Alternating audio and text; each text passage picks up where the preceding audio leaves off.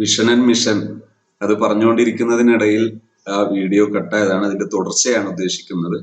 പ്രധാന ഭാഗങ്ങളൊക്കെ നാം സംസാരിച്ചു കഴിഞ്ഞു.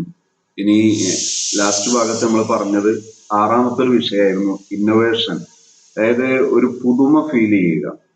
എപ്പോഴും നമ്മുടെ ഈ ഒരു വിഷയമായിട്ട് മുന്നോട്ട് പോകുന്ന സമയത്ത് അതിലൊരു നിർമ്മാണാത്മകതയും അതുപോലെ ഒരു പുതുമയും എപ്പോഴും നിലനിൽക്കും. അതായത് നാം ഈ ഒരു വിഷയമായിട്ട് മുന്നോട്ട് പോകുന്ന സമയത്ത് അതിന്റെ യഥാർത്ഥ ലെവൽ എന്ന് പറയുന്നത് നല്ലൊരു പ്രൊഫഷണൽ ലെവലാണ്.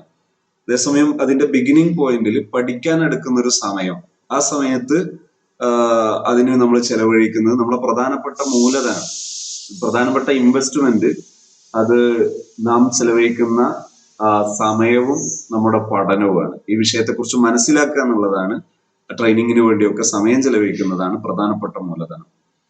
അതുകൊണ്ട് തന്നെ നാം ഇതിൽ തന്നെ ഈ ഒരു ഇൻഡസ്ട്രിയിൽ നിലനിൽക്കുക. അവിടെ നിലനിൽക്കുന്ന സമയത്ത് തീർച്ചയായും നമുക്ക് നല്ലൊരു ലോകം കെട്ടിപ്പടുക്കാൻ കഴിയും. അതിന് ഇന്ററപ്ഷൻ, അതായത് ഇടക്കിടക്ക് ഇങ്ങനെ മുൻകത്തിയായി മുറിഞ്ഞു പോകാതെ എന്ത് ചെയ്യണം, തുടർച്ച നിലനിർത്താൻ പറ്റുകയാണെങ്കിൽ ഇൻഷാ അല്ലാഹ് വൻ വിജയമാകുന്ന നല്ലൊരു പദ്ധതിയാണ് നമ്മുടെ മുമ്പിൽ ലക്ഷ്യം വെക്കുന്നത്. വളരെ ഊർജ്ജസ്വലമായ നല്ലൊരു മാർക്കറ്റിലേക്ക് നമുക്ക് എത്തിപ്പെടാൻ പറ്റും, നല്ലൊരു ലോകം നമുക്ക് കെട്ടിപ്പടുക്കാൻ പറ്റും എന്ന് മാത്രമല്ല, ഈ ഇത് ബിൽഡ് ചെയ്ത് വന്നു കഴിയുമ്പോഴേക്ക് ഒരു മാസം ലക്ഷങ്ങൾ മാസത്തിൽ വരുമാനമുള്ളവരും അതോടൊപ്പം തന്നെ അതിനാവശ്യമായ മതബോധം കാത്തി സൂക്ഷിക്കുന്നവരുമായി നമുക്ക് മാത്രമല്ല നമ്മുടെ ഒരു ഫാമിലി സിറ്റുവേഷൻ അങ്ങോട്ട് മാറ്റിക്കൊണ്ടുവരാൻ കഴിയും. കാരണം ആ വിധത്തിലാണ് ഇതിന്റെ ട്രെയിനിങ് ഐറ്റംസ് ഉള്ളത്. ട്രെയിനിങ് ഓരോ ഘട്ടങ്ങളിലും വ്യത്യസ്തമായ നിലവാരമുള്ള ട്രെയിനിങ്ങുകളാണ് സെറ്റ് ചെയ്യുക.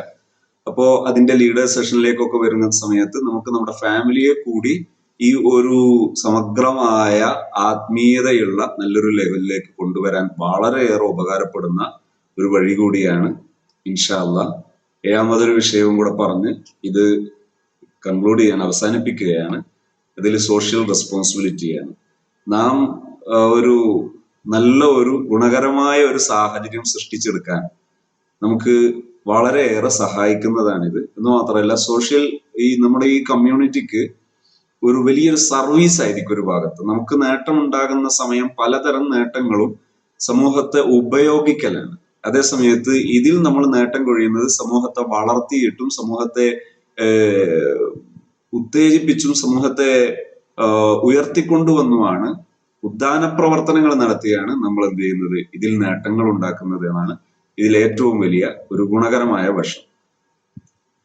അതുപോലെ നമ്മൾ ഈ ബിസിനസ് പ്രാക്ടീസ് ചെയ്യുന്ന സമയത്ത് ഓരോ സമയത്തും നമുക്ക് നമ്മൾ ഈ നിർമ്മിക്കുന്ന നമ്മുടെ ഗ്രൗണ്ട് അതൊരു നമ്മളുമായി ബന്ധപ്പെട്ട ഒരു കസ്റ്റമർ വരുന്ന സമയത്ത് കേവലം ഒരു പ്രൊഡക്റ്റ് വാങ്ങുക എന്നതിലുപരി അവരുടെ ജീവിതത്തിലേക്ക് ഒരു ഇസ്ലാമിക് സാഹചര്യം സൃഷ്ടിച്ചു കൊടുക്കാൻ വരെ സഹായിക്കുന്നതാണ് ഈ ഒരു സാഹചര്യം. ഇൻഷാ അല്ലാഹ് അതിന്റെ വിശദവശങ്ങൾ നമുക്ക് ശേഷം ഓരോ ഘട്ടങ്ങളിലായി സംസാരിക്കാം. നമ്മുടെ മിഷൻ എന്നതിനെ കുറിച്ച് നിങ്ങൾ ഈ വീഡിയോ കണ്ടതിന് ശേഷം ഇതിലെ പ്രധാന പോയിന്റ്സുകൾ കുറിച്ചു വെക്കുകയും സംശയങ്ങൾ ഉണ്ടെങ്കിൽ നോട്ട് ചെയ്യുകയും അടുത്ത ഘട്ടം വരുന്ന സമയത്ത് നമ്മുടെ കീഴ്ഘടകങ്ങളിലുള്ളവർക്ക്, നമ്മുടെ ഡൗൺലൈനിലൊക്കെ വരുന്നവർക്ക് കാര്യങ്ങൾ പറഞ്ഞു കൊടുക്കാനും കൂടി പഠിക്കേണ്ട വിഷയമായതുകൊണ്ട് കഴിയുന്നതും ഇത് മനസ്സിലാക്കാൻ ശ്രമിക്കുക. ഇൻഷാ അല്ലാഹ് വിശദ പഠനങ്ങൾക്ക് നമുക്ക് ശേഷവും സമയം കണ്ടെത്താം. അതിൽ നമ്മുടെ മിഷനും ഒക്കെ കൃത്യമായി നാം മനസ്സിലാക്കുമ്പോഴാണ് നമുക്ക് തുടർന്നും നല്ലൊരു ലോകം സൃഷ്ടിക്കാൻ കഴിയുക. അള്ളാഹു ഖൈറുകൾക്ക് തൗഫീഖ് നൽകുമാറാകട്ടെ. എല്ലാ ഷറുകളിൽ നിന്നും അള്ളാഹു നമുക്ക് കാവൽ നൽകുമാറാകട്ടെ. ജീവിക്കുന്ന കാലം ഒരു ക്രിയാത്മകമായി പ്രൊഡക്ടിവിറ്റിയോടുകൂടെ ജീവിക്കാൻ, അതിൽ എല്ലാ ശരികളുടെ ഭാഗമായി മാത്രം ജീവിക്കാൻ അള്ളാഹു നമുക്ക് തൗഫീഖ് നൽകുമാറാകട്ടെ. ആമീൻ യാ റബ്ബൽ ആലമീൻ.